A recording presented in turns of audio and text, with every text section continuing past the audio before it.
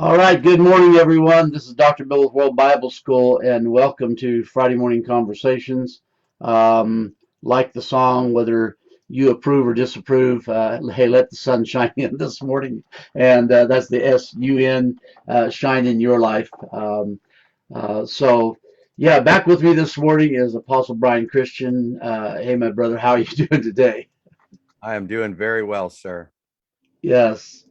Um, So we were talking before the show about RV repairs, and you know, people deal with a lot of things in life, whether it's RV repairs, automobile repairs, house repairs, or whatever the case. And sometimes life can get frustrating. As a matter of fact, because of what we're talking about, memory reconciliation, life can get frustrating. Like way back 5 years ago, with a person, with a ministry, with a situation, and we leave so many things unresolved. And let me just ask you a question, since we're going to get into this today. Why is it, and I'm sure that I have a reasonable answer for this, but why is it that people, especially faith people, feel the need to take their problems, their unresolved issues, throw them, just leave them in the past, and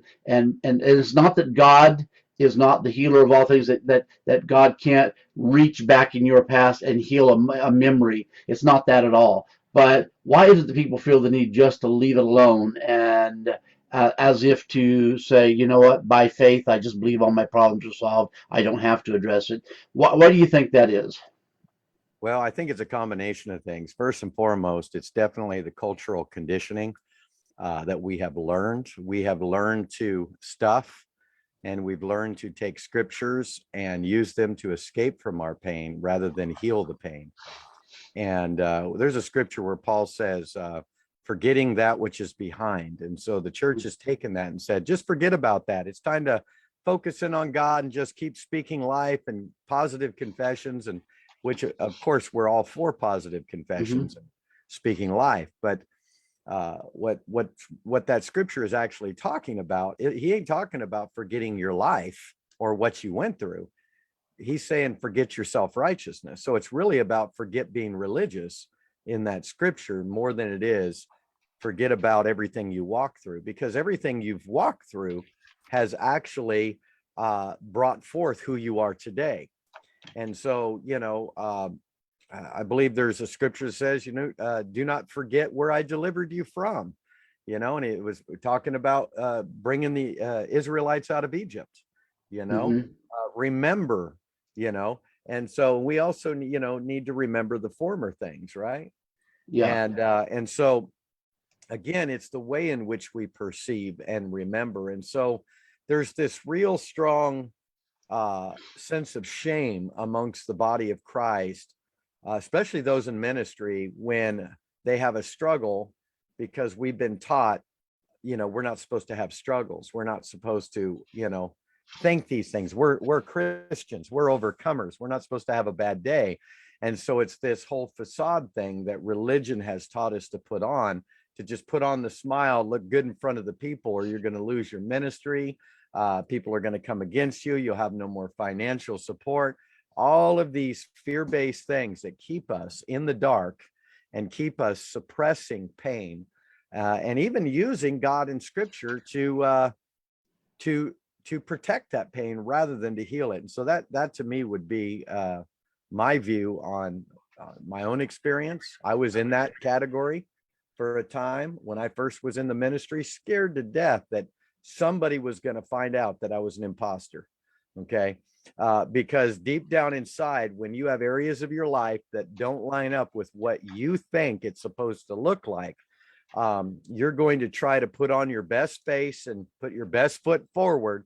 But there's always a part of you wondering if God has told the people in the crowd that you're really an imposter because you feel like one, in that place, and that's all emotional pain that hasn't been dealt with. Yeah. And I do remember the days, especially my word of faith days. Everything was about a confession.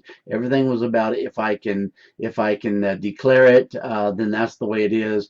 And and I would say that I have found that there are times, specific situations where that might be applicable. But let's just talk about, for the most part, we have had stuff in our past that is unresolved. I will give an example this morning. My dad was a powerful, powerful man of God. My dad was the kind of prophet that if he said in 3 days, this is what's going to happen. There's just testimonial after testimonial that in exactly 3 days, that's exactly what happened, or 7 days, or whatever the case may be. But my dad carried a lot of wounds from his upbringing, and I want to tell you that those things did not get resolved in his human form experience. I heard my dad speak to me. We had come back from the memorial service, which in that case was about 2 hours away then, where we used to live.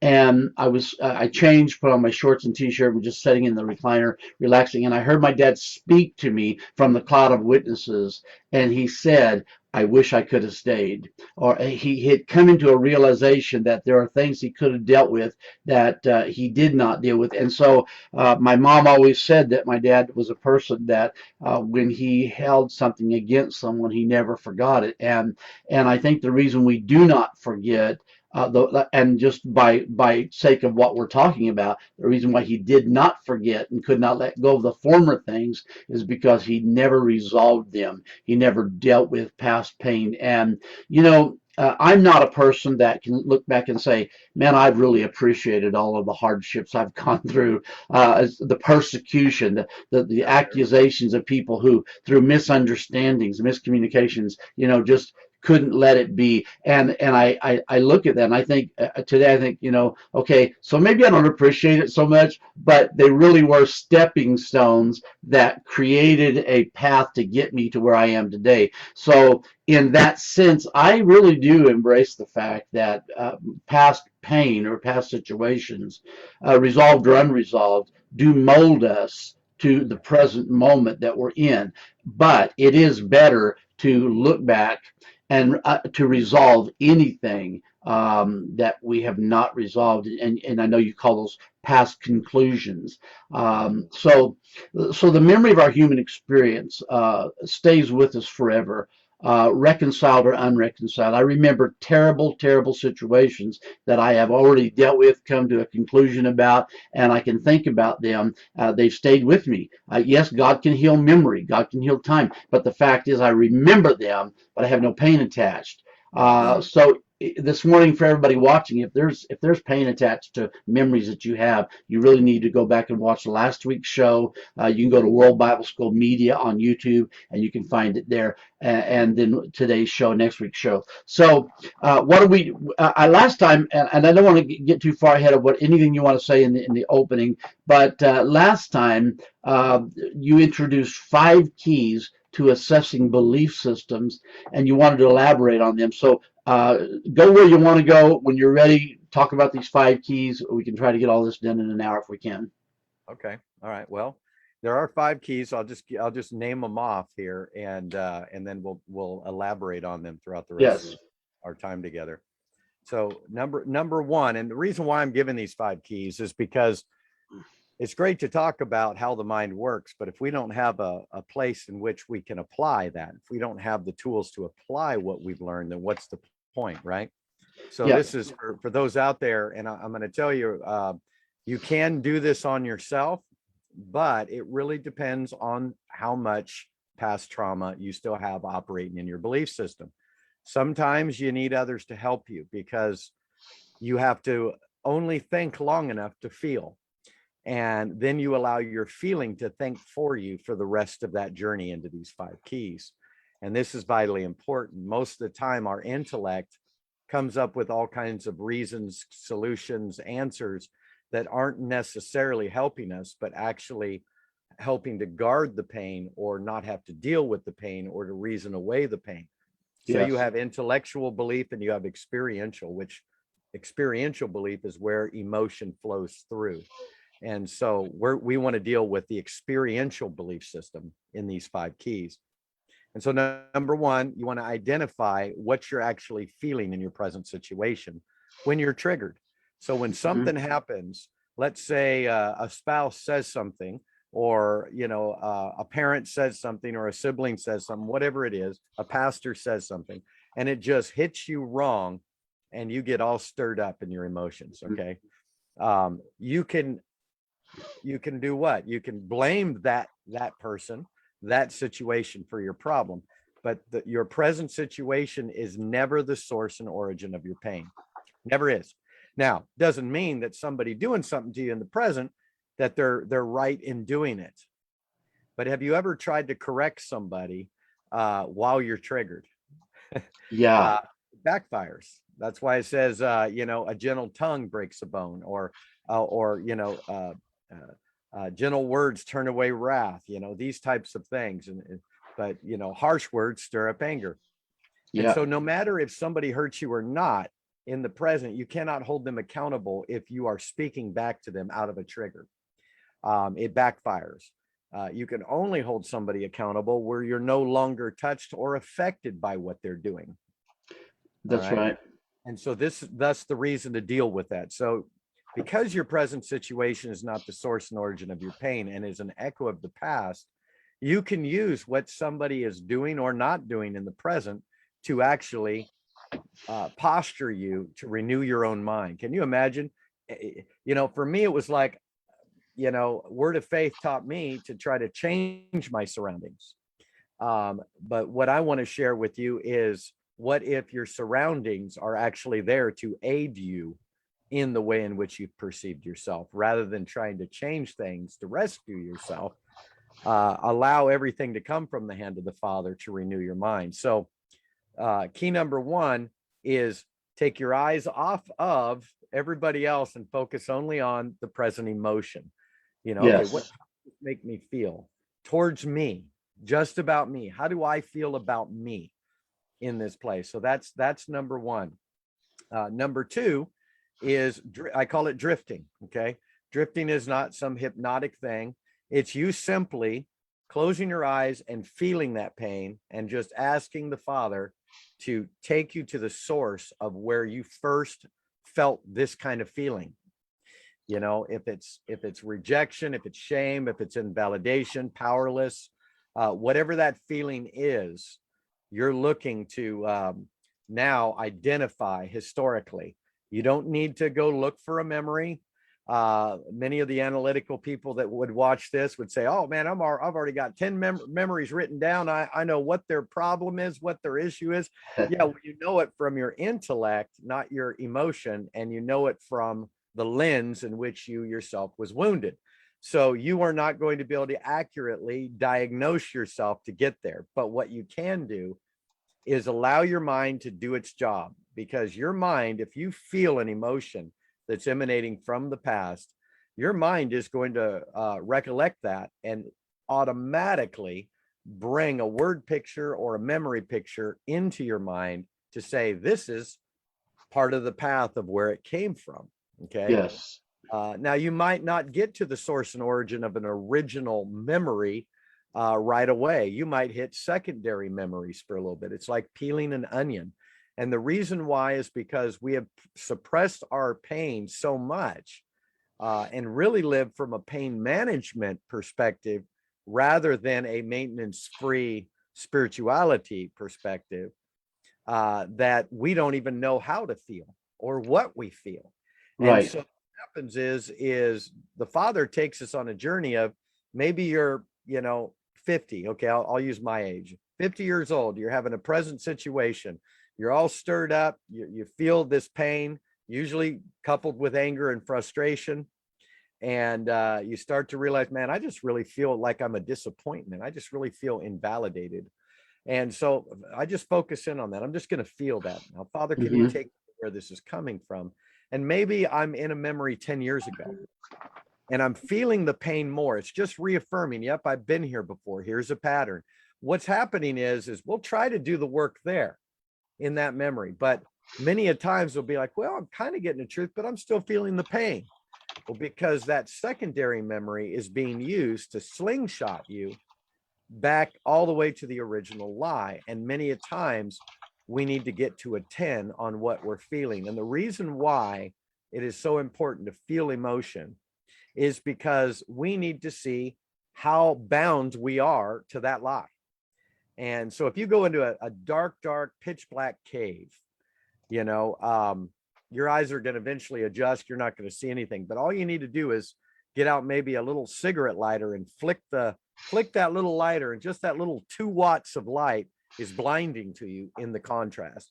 And so there's a contrast that's being presented when you allow yourself to take every thought captive, which means to embrace your pain or embrace what we have always feared to embrace.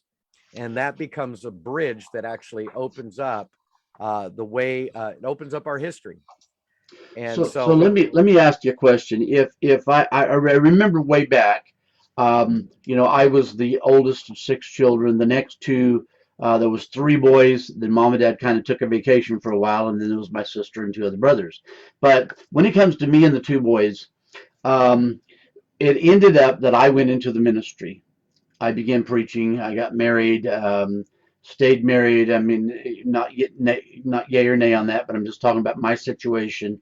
Um, but and then my other 2 brothers ended up dealing drugs and in prison and jails and et cetera, et cetera. Multiple marriages, and when I say multiple, I mean off the chart multiple, kids everywhere. I get all that, but here's the thing: I grew up thinking that my brothers were more approved than I was, because my dad was he was a preacher, but he was also the tough man's guy. If in his day, in his teenage days, if something went wrong in their community, a fight broke out, whatever, the police immediately come looking for him. So he was kind of the tough guy.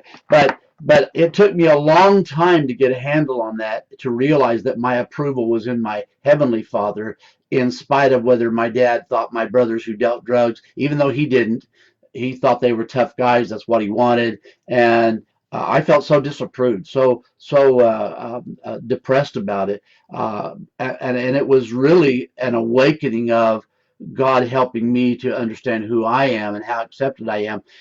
So I don't know that I actually dealt with that in the way that you're talking about, but and maybe what it was as we talked last week, that truth was spoken into that situation, sure. and it was a revelation of Father's own heart, his approval of me, that got me out of that, the feeling of needing to be approved by my dad or by anyone. Exactly. No, and that's true. See, we do a ministry called Shift, and it's mind renewal, sanctify historical illusions, finding truth. But that's just one way the Father does it. I mean, Hmm. technically, a shift can be you getting an epiphany that, wow, I'm no longer in that place. For instance, I'll give you an example. There's what we call a metamorphic lie. A Hmm. metamorphic lie is, it was once true. It really did happen. This event really did happen. I really was traumatized. Right. But 50 years later, I escaped. I'm no longer in it. But somewhere in my mind, no matter what's going on, uh, as soon as that I get triggered, I immediately am back in that place. I'm not conscious of it, but I feel whether it's claustrophobic or I can't breathe, or I'm feeling body memory, whatever it is, my heart beating really fast, my stomach tight in a knot. And so we have signs in our body and in our emotions of past events that are being pressed down, repressed, usually by even religiosity. Religiosity has taught us to repress, not to release. And so, you could have very easily looked back, got an epiphany, and realized you were approved, and you realized the personality of your dad, that, well, him and were just different in our approach. But at that time, I took it that I wasn't good enough based on what he wanted me to be, or Yes, yes. how my brothers were. But you can have that in life. What shift does is it simply speeds up the process. So you don't have to walk through circumstances and situations to get the epiphany of God's faithfulness in your past. You sit down and in a session, we go into those areas, and the Father does, 20, 30, 40 years of work in 1 hour. And so it's just one way that the Father does it. But yeah, you easily had truth spoken in, and that's the natural way of doing it is, you walk it out for 20 years before you get the revelation or what have you. You know what I mean? Yeah, and it doesn't take away from the fact that we are people of faith. I mean, Yes, that's correct. that's a part of our nature because it's part of our Father's nature. And so, Yes, as spirit beings, we are already naturally a people of faith. But yes, so, because we're people of faith, we think sometimes that, you know what, I don't need to deal with this. I've dealt with it in faith. I've made these multiple declarations, and now I know that it's okay. And the next time it comes around, I believe it will be okay. But in reality, here it comes. The discussion or a stressful situation, and all of a sudden, all these past memories start coming at you, and one particular will really trigger you, and that generally for me would mean I never did deal with that. I never yes. did come to a resolution on that. Can't escape the trigger. And Yeah, you know this because everywhere you go, it's the same pattern and the same trigger, yeah, And so, I mean, I've known some people that, I get people calling me for counsel quite a bit. And, you know, this one gentleman I know, he was just triggered at his job. And I was trying to share with him what's a trigger. I think the last thing you need to do is leave your job. I think the first thing you need to do is use this situation to renew your mind. We end mhm, up leaving the job. Well, and he got a new job. And when he's at the new job, same trigger, same trigger. And so it doesn't, you can run, but you can't hide. yeah, Is true. When God's dealing with a situation, it's going to be in your face until it's dealt with. And that is what I call the discipline of the Lord. God isn't disciplining us because we're bad and he's punishing us. The discipline of the Lord is the divine situation set up to mirror back to us what we have believed that is not necessarily the truth of how the Father has believed. And, absolutely. and it's an adjuster in that. But anyway, let me go back to these 5 keys here. So key number 1, identify what you are feeling emotionally in the present situation that you're triggered in. Key number 2, drift back. You're just going to feel the pain and allow memory to come in. You might hit secondary memory. You might jump all over the place before you end up in that childhood memory that has the original lie in it. Okay. Right. Uh, Key number 3 is dealing with guardian lies. And a guardian lie will manifest, and this is probably one of the most important aspects, because most people that try to do this on themselves get to this point and can't go any further. And it's dealing with the guardian lie of anger. And anger is the main one. It can masquerade as hopeless. This isn't going to work, no matter how Right. hard. Why bother to try? But it's underneath that is the frustration and the anger. And so a lot of times in dealing with this, it's asking yourself questions or having somebody who's facilitating this, asking questions. And the question would be like, okay, what are you feeling? Well, I'm feeling angry. Well, why do you feel angry? See, we don't ask ourselves these questions. We just react many a times. And we're not taught to communicate to ourselves. We're taught to simply micromanage our lives, and generally speaking, right? And so why do I feel angry? Well, I feel angry because, let me use an example, because, uh, Uncle Joe yelled at me, when I was running through the living room. Okay. You're 5 years old. All right. As a 5-year-old, you're already getting, your lens, adjusted based on how you perceive. And if you didn't have parents that explained to you what was going on and just left you to yourself, then, you're going to have your own conclusion there. Now, you'd be surprised that it's always something little and small. There was a lady, that had bulimia, okay, anorexia. I'm sorry, anorexia and bulimia. All right, and working with this lady, um, going through memory after memory after memory, and we couldn't get rid of the bulimia and the anorexia. Just we had all these memories, and finally I said, well, is there a memory that we've gone through that that you haven't shared? Memory pop up you didn't share, and you just go, oh yeah, every time, but it's just an insignificant one. It's not even a big deal. I don't even feel that bad about it. I said, okay, well, why don't you go ahead and share it? Well, me and my friend are walking to school. I'm about 8 years old, and she grabs my wrist and puts her fingers around it, but she can't touch the other side. And she said, oh, you're fat. What do you mean I'm fat? Well, and if I can't touch fingers, that means you're fat. And she said, from that day, and she's carrying her little lunch pail. She remembers that lunch pail. And she said, from that day, I vowed to never be fat. Well, guess what? That had paralyzed her life, her entire life, had ruined her body. And that's where all her bulimia was coming from. And so once the Father came in and says, you were beautiful, there was nothing wrong with you, you can now let go of that lie you've held against yourself.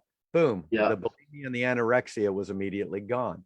But you see how bound we can be to one little lie, because as a child, we do not have the understanding of what's really going on. So we take everything upon ourselves as though it's all our fault. That's why children of divorced families believe it's their fault, even though it's not.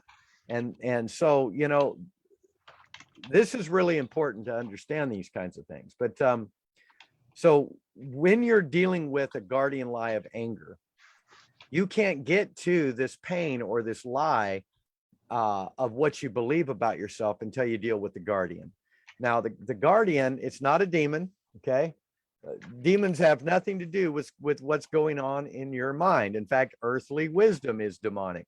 Most people know where I stand on the demonic on that, and that's fine if everybody needs a devil till they don't need one. But the point is true accountability means you're no longer scapegoating demonic entities or people. You're now taking responsibility for your own life, your own mind, how you perceive, and you're making it about you.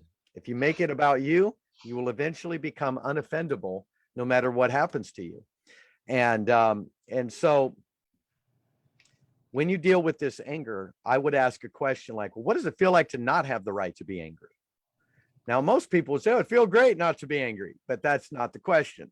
The question is, this anger has been protecting the lies you've been believing. This anger has been your way of escape to deal with it. So now if I feel angry, I feel I'm in control. I feel empowered. But if I take away my right to be angry, I am unsafe. There's no justice. It's going to happen again. I'm helpless and powerless. And so now you disarm that at that level. So simply asking yourself, what does it feel like to not have the right to be angry? Well, it's going to happen again. All right. Now focus in on that. Feel that it's going to happen again. Feel, let it rise. Why are you letting it rise? You're not going to be out of control. You're actually learning control by doing this. In that place of feeling that, you simply ask the Father, now, Father, is that true? If I let go of my right to be angry, will I be out of control?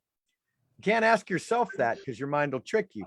You let the Spirit of God communicate truth while you're feeling it. And all of a sudden, no, you won't be out of control. I'll go with you, and you'll just hear the Father speak. All of a sudden that will just lift off of you, and you'll start to get to the actual pain. And that's what takes us to number 4. And that is to identify the lie. Identify the lie that you have believed about yourself. So if I feel I'm alone and all I feel is just this loneliness, I started out in the present situation. Let's say I'm single and I've been single for years and I don't have many friends. And boy, I really want a spouse. I just feel alone. All right. You're going to focus in on that. And you're going to find yourself back here in a childhood memory where you're alone. Maybe your parents weren't in the room. Maybe you were crying in your crib. Something, it doesn't even have to be big. Or maybe for some, your mom said, wait here on the corner here at the grocery store. Let me go get the car, and never came back. And I've heard stories like that as well. Very traumatic. All right. Well, you're feeling that sense of feeling alone. All right. But that's not enough that, oh, I feel alone. What do you believe about yourself in this place where you feel alone? Well, I Right. feel like they left me. They didn't care. I'm not good enough. Now we have the actual lens and lie that has been affecting us in the present situation over here. That's now coming from its source and origin. So once that lie is exposed, it is like that truth comes in. It takes time to peel the onion. Why do you feel this? Why do you feel that? What about this? What about that? Because we have to get through all of the self-protection and self-manipulation that our mind has been doing to itself to keep those emotions at bay, to not have to feel the pain.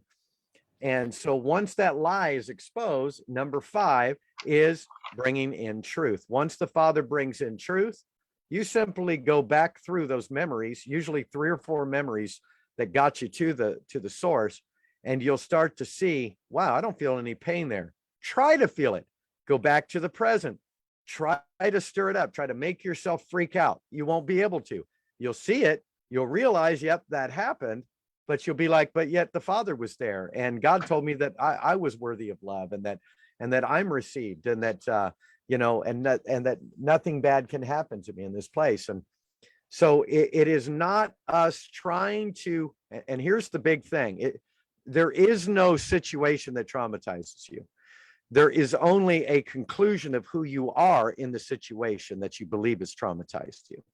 So the moment you believe that or you take that situation and you make it your identity, it is your conclusion of the event that keeps the emotional pain in that place that we feel when we're triggered. But the event cannot traumatize you. Only how you view yourself in the event is what trauma is based on. Okay. And so it is an amazing thing. We have been getting just reports all over from doing this on people. And we're not just talking, oh, my pain's gone, I can go on with my life, but families all of a sudden that haven't talked to each other in years, right after a shift, are being reconciled. Like it's happening in the natural with the people that they were hurt by and hadn't seen for 15, 20 years. I mean, all this reconciliation. So just very powerful. Yeah, and and I've seen similar. I don't want to call what you're doing a program. This is Yeah. obviously revelation Father has given to you about how to deal with these things, and we've all had various revelations. They're not all the same, but there are programs out there that seem similar. But let me ask you this: what if you're dealing with someone, and all of a sudden their response to you is, I feel like you are trying to use psychology on me, and you're kind of psychoanalyzing me. How do you deal with that? Well, I simply redirect. I say, well, how does that make you feel? Mm. Why don't you let's go ahead and focus on that. Um, the way I usually will explain before I do a session that I will not put one thing into your mind. And this is where a lot of inner healing has kind of gone overboard, is they want to project. They're right in the middle of something, and then they want to say, the Lord told me that as a child this happened to you. Is that true? Now, it might very well be true, but what does it do? It just produces the need to protect themselves. But if they're in a safe place and I explain to them, look, I'm not going to put one thing in your mind. You're going to be healing yourself. And all I'm going to be is along for the ride to keep bringing up to you everything you have already said to me to keep you focused on the journey. And so that's all we do. So there's no responsibility on my part to heal or restore anybody. Now, has this worked on everybody? No. There's been a very small percentage in which this has not worked on. And I'll tell you why it doesn't work. It doesn't work because they don't want to go to the pain. So they'll get to a place, they'll say, it's just too much. I can't do it. And I'll say, okay, are you sure? Yep, I can't go there. All right. So I'd say, hey, I've enjoyed the session. It's over. We can't go any further. And I'm not saying this, sarcastically, but I'd say, and when the pain is more than what you can manage, come on back and we'll do it again. And the reason why is because as long as people believe that it's easier to manage their pain than to face it, they will not renew their mind. They'll stack a bunch of scriptures and a bunch of proclamations and prophecies over the top of that emotional pain. But this is where we get a lot of the teachings we learned in Western culture Christianity with the separation gospel and kind of the wimpy version of God that gets frustrated and throws fits and is disappointed with us, right? They got it out of reading the scriptures based on their emotional pain and and their perspective that is coming out of how they viewed themselves. And so this is something I think has affected us on multiple levels within the church and within history. I make sure people understand all I'm doing is asking you a question based on the information you've given. And I'm just saying, feel that, and let's ask the Father to bring the truth. So it really gets you off the hook if you're doing this on somebody, because you're not doing anything except reminding them of where they're going in their own journey and process. Not to throw you a curve, but as something we didn't discuss, but in Luke chapter 4, Jesus begins to say to the people, and he's teaching in a synagogue, and he says, "Today the scripture is fulfilled in your healing." So all bore witness to him and marveled at the gracious words which proceeded out of his mouth. And they said, "Is this not Joseph's son?" And he said to them, "You will surely say this proverb to me, heal yourself, physician, heal yourself." Um, can we say that that's an element of importance, that we heal ourselves? I mean, going to you as a facilitator, or coming to a counselor, or whether you go to a secular licensed therapist, does it not ultimately, it's like the buck stops here, heal yourself, get the stuff fixed in you yourself? Yes. Oh, it all comes down to it. If I really want to be restored, restoration is available. If I am in denial, and I think in worst cases, it's those, and this has been the problem I have been seeing in even the present grace movement is, and it tends to be happening more with the young people that have been hurt by religion, but they're claiming completeness, but they're still living in the lie of lack. Okay, anything I have to claim, to get, to obtain is coming out of emotional pain. It's coming out of a deficit, not an abundance. If out of my belly is flowing a river of living water, what am I claiming? What do I need to claim? I should be aware of what has always been that's now flowing out of me, right? But what's happening is people are claiming that, and are just swapping doctrines, and yet their lives are not measuring up to any character of Christ. They're not helping their spouse. They're sitting watching TV all the time. They're getting high and claiming they're complete in God. Okay, that's called, yes, you are complete as spirit, but your humanity needs a lot of help right now, and so we need to get your mind to line up with spiritual reality, to where you're no longer out of your own effort trying to do something, to be something, but it's a free flow of Christ in you, the hope of glory. And and so I'm seeing this happening, and I'm seeing religious people go, yeah, see, I knew that move wasn't from God, and mockery, because they're seeing half-baked believers that are still striving in performance-based Christianity and calling it completeness, unity, and oneness. And so we need to see the action of it, and that's going to come through a renewed mind, I believe. Yeah, and let me make a point that I'm not trying to get on anybody's personal belief system about, but being a worldwide university, we deal with a lot of personal structure type things that might be different than what we hold to as heads of a university. But it seems to me that and I don't, dear God, I don't want to mess with somebody's mind about this, but it seems to me there's a lot of justifying smoking pot or drinking alcohol or taking certain types of medications to dull the senses when I'm in reality trying to dull my pain.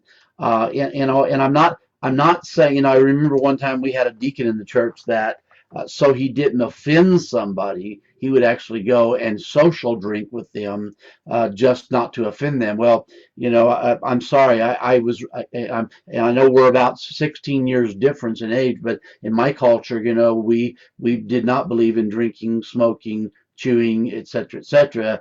And we were very adamant about it. And so that belief system is maintained in me today, while I can still look back and rationalize why I don't do what I don't do. And I feel free not doing it. I don't feel like there's any bondage in my life because I've chosen not to do things. But I don't want to do things to dull the senses of my emotion. So I at least have that moment where I can say, you know what? Yeah, I've got this baggage, but I really don't feel it right now. So that's really cool, and I'm going to call this God's way of escape. I've had people in churches years ago that said that they grew pots, they grew pot and sold it because they believed that God gave us every herb of the field and it was for our good. And we can twist anything, but we really don't want to use aphrodisiacs to dull the senses. Let's man up. I don't want to be mean about that, but let's deal with past conclusions and get them resolved so that truth can be spoken into them. So you're right. I don't want to. I don't want to do drugs or alcohol or whatever because I know family members, I know situations where people actually do that and they become alcoholics or drug addicts because they're they're not able to deal with past pain. So when somebody's so infused with such a level of past pain, um, and they're not willing to, Paul said let the ignorant be ignorant. Paul didn't say let everybody that's unlearned stay unlearned, but if you don't want to learn, nobody's going to force you. If people don't want to be healed, that's kind of their call, and they live in a mess in their life. Yeah, I totally agree with that. And again, I got nothing against medical marijuana. If you're in a lot of pain, I have nothing against wine for your often infirmities, or a glass of wine to cheer the heart. This is about escapism. We're not saying don't touch, don't taste, which can put you right back under the law. So there's two extremes. You're not allowed to do. Right. You can't. All of that is sinfulness, and you'll be judged by God. That's one extreme that's gone on. The other is we're free. We can do it all, and it's all from God. Now I think there's a balance there of are you trying to escape from something? What does it feel like to not be able to get that marijuana when you want it? Focus in on that. Now, I've led a few people that were struggling with marijuana, and for a couple of them, it's worked. Another one, I think it's deeper issues going on there. But I just had them focus in on what does it feel like to when you really want to smoke that joint to not have it. What does that feel like? We end up in some childhood memories, and then we come back and we do the opposite. What do you feel like after you've smoked it and you come down and you had just quit 2 days ago? What does that feel like to not be able to just quit when you want to? And there'd be this sense of powerlessness, and we'd follow that and we'd deal with powerless memories. And next thing you know, wow, I don't have any desire to smoke marijuana anymore. What just happened? Well, it was tied to two main emotional events in opposite directions, or opposite sides. And so it is important that we get our mind renewed, And this again is just one way to do it. But it's pretty simple. Now I've been in a lot of different healing ministries. I've done Sozo, Theophostic Prayer Ministry, which is now Transformational Prayer Ministry. And Theophostic, I'd say, was probably the deeper of all the ones. Elijah House, Cleansing Streams. There was another one, I can't remember the name of it, but I've done them all. That's when I came into it. It was back in the 80s, and where inner healing became a big thing, And so I've tried them all. Now the problem with most of them are they're still surfacey. Okay. And the facilitator is prophesying and ministering to them, and that's great and all, but it's only going to hit their intellect, not their experience.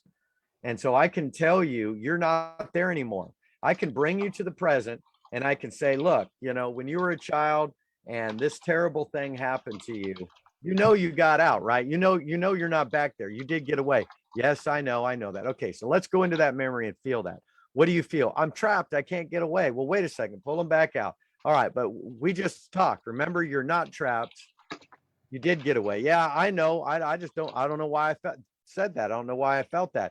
Okay, well, let's go back in and feel that emotion. I'm trapped. I can't get away. All right, you see how that works is, all right, so you need to go into that place, that memory, sit in that place where you feel trapped, and allow the Father to bring truth that you did get away at an emotional level. Once the emotion is clear, not only is the lie removed and you're free from that past, but your whole present situation now takes on a completely new flavor. Everywhere I used to go, Bishop, back in the first 5 years of ministry, pastors would attack me everywhere. I even had a whole region of pastors get together and was able to shut down my ministry, my meetings, and take everybody away. Okay. And didn't matter what I did. I would tell them, what have I done to offend you? I would never get an answer. I tried submitting to them. I tried, giving them the benefit of the doubt, even sat under their church, in their churches for a while, did everything. Didn't matter. As long as I wasn't used of God, I was allowed to be a part of everything. As long as I didn't open my mouth or give anything. Right.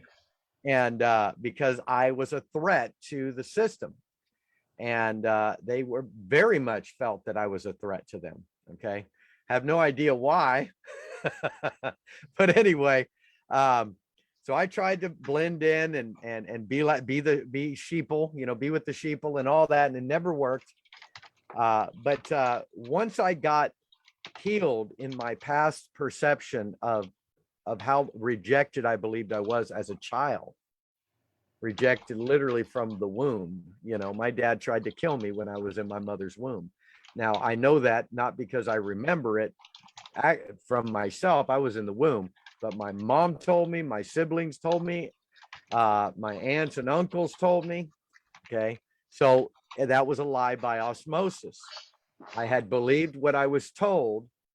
Whether it was true or not doesn't matter. I do believe there was enough witnesses that it was.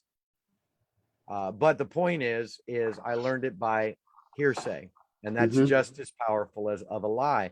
And it devastated me my entire life. So when I start, coming into my, level of my identity and ministry in those early days, that's the first thing the Father wants to deal with.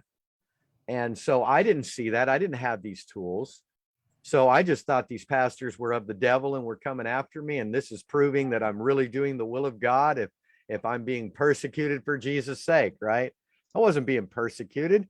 I was being disciplined by the Father to deal with my own rejection. So he was using pastors that had rejection issues to project at me to say, hey, guy, you're rejecting yourself. Let me put a mirror in front of you.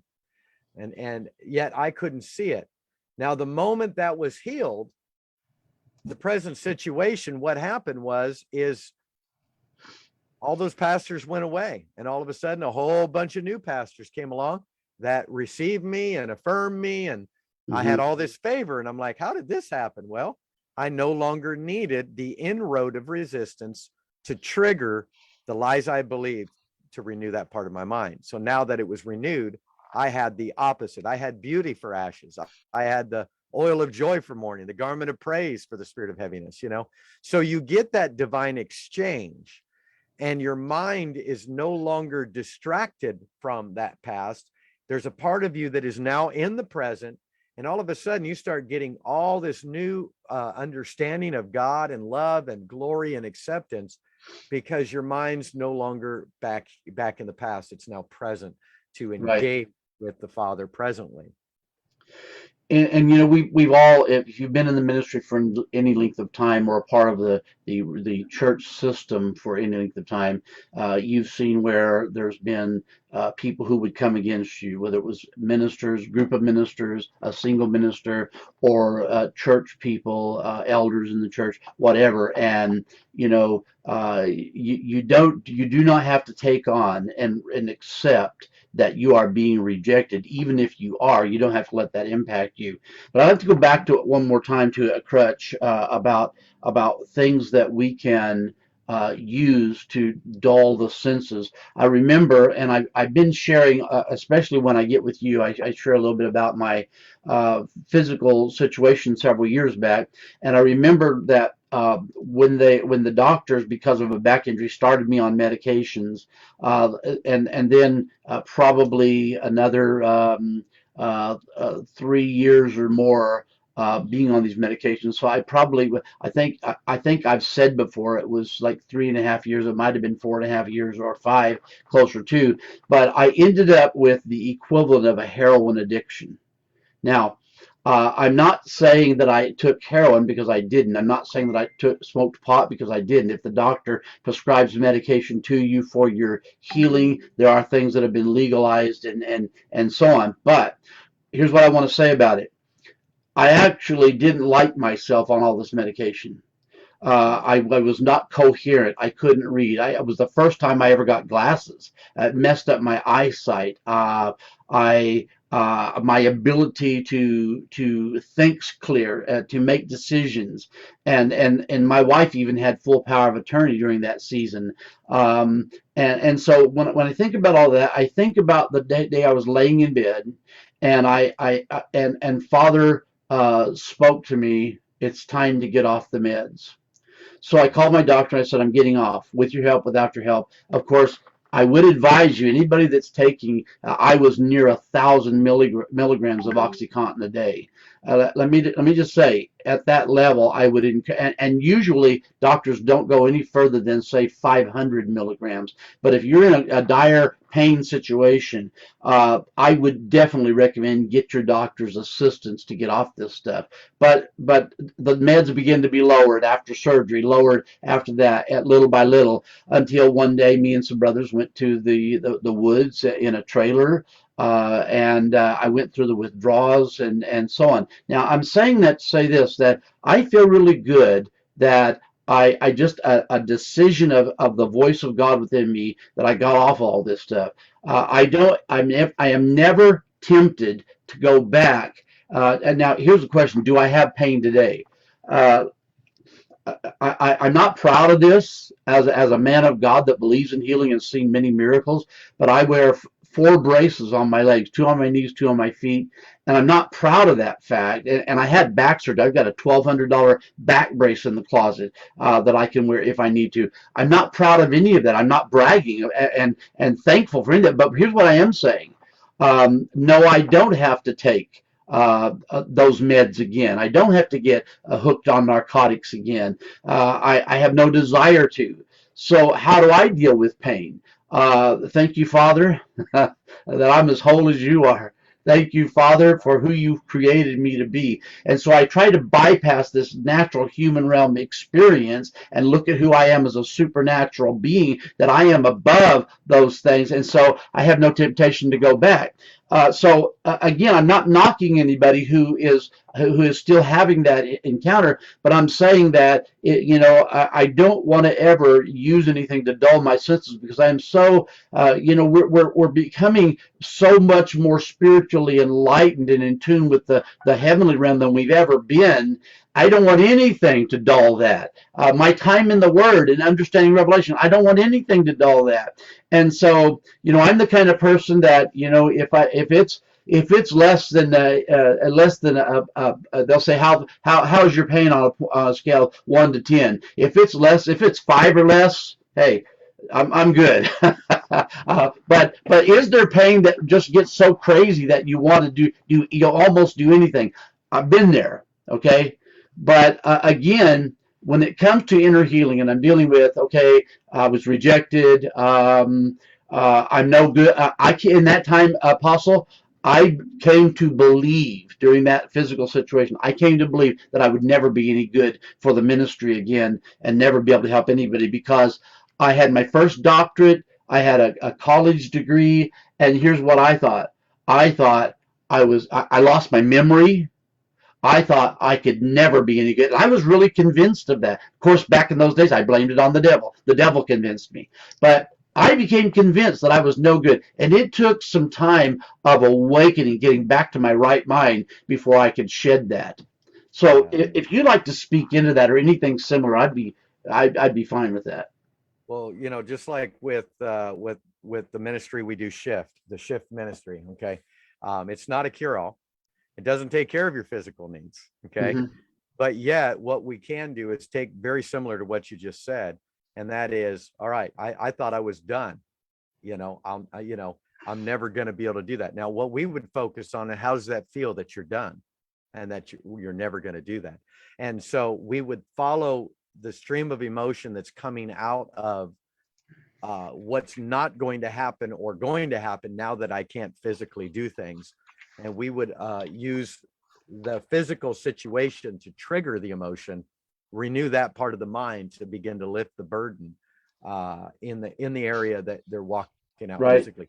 Where at least now, and I can see that's happened in your life, where you walked through that whole thing in a sense where you were almost like, how am I going to fulfill the call on my life? And just the Yeah. sense of what you felt emotionally in the midst of physical pain, the Father took you into that belief, shifted it, and gave you the power to overcome it and walk it out. And so you're like a walking divine contradiction, which is actually very amazing. Smith Wigglesworth went through something similar where he was passing stones and was in major pain and wouldn't go get an operation, and yet is raising the dead. There's Right. so many accounts of revivalists of old that were moving in tremendous healings and miracles, but had all kinds of physical infirmities themselves. And Yes. some people think, well, that's how can you be ministering wholeness if you're looking like this? But ultimately, that's the best way that God will illustrate not just the contradiction, but the fact of the power of endurance. Because see, grace is more than a goosebump. It's more than a free ticket and a backstage pass. It has to be. It is, exactly. Grace is also the ability to endure where there's no way you could endure otherwise. Hmm. And you're a revelation of grace in being willing to walk through this that goes far beyond you as an individual, but entering into being touched by the infirmities of the people and journeying out what they themselves have walked through emotionally and physically, so that you could be a revelation of the keys of freedom to help break open hope in them to step up, Hmm. step out, and to begin to move as overcomers. And so that's how I see your journey, Bishop. And it's a beautiful journey. While others might go, wow, he needs to get healed before he starts talking about wholeness. Well, no, Yeah. that would be that person's trigger retaliating or projecting on your life as a testimony of grace and as a divine contradiction. And so, these can work hand in hand. But when you make it your life, making your life, and I'm going to be doing a whole new series. I've got this on for those of you that want to see it. You can go to my YouTube at Father of Glory, and I've got a 5-part series called the Shift series. It's on a playlist on YouTube. But I plan on doing a 10 to 12 part coming up here hopefully by the end of the year with a workbook, with visuals. I'm going to do it with all the green screen and all of that, and really make this thing a lot more line upon line, but yet simple. Hmm. One of the lessons I want to do is having a shift lifestyle. And that is basically where you're not even needing to do a session because you've learned the posture to embrace your pain, embrace everything. Nothing can harm you, nothing can hurt you. Okay. Nothing can actually touch you. You are indestructible spirit, slowed down to a human expression and human experience. But in that human experience, we didn't come here to try to claim our divinity. Us as divinity said, we already know who we are. Let's put on humanity and see what that's like. Mm-hmm. And so to put on humanity is not a lesser than divinity. It's an expression of divinity in a way that displays attributes of the divine nature of the Father that could not be seen except through weak human experience. And so, but our humanity is not less than divinity. It's just been taught that way. Right. Jesus is a perfect example that we are evolving into the reality of the 2.0 humanity, which is really what humanity has always been, but we were taught a beast nature as our humanity rather than divinity expressing itself in specific ways being our humanity. And so never despise that, never despise who you are, and come to a place where your Christianity, your spirituality is maintenance free, and the truth does set you free. You know, I'll give you one That's last right. thing. And Jesus came to the woman that was caught in adultery, and you know, and you know, I used to ask the Lord this: well, how come she didn't have to go through inner healing or counseling?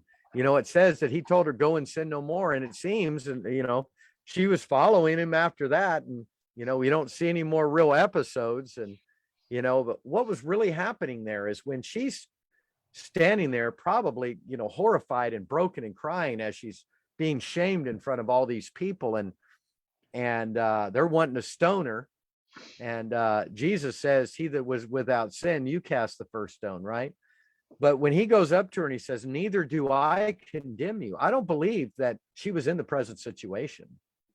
The present situation was she got caught, but I believe her emotions in her mind was all the way back in these childhood where she was probably molested and just treated as just a sexual object that led to her, you know, hypersexuality and twisted sexuality as an adult.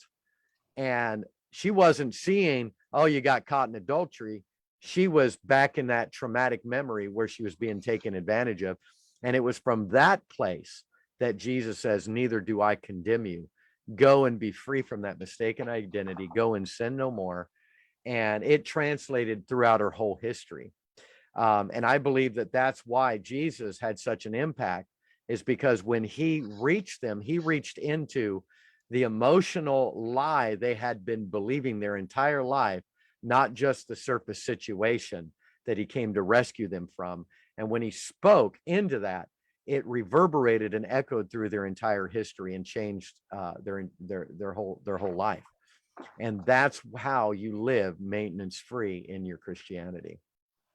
Yeah. And you know, this whole thing about identity is so powerful.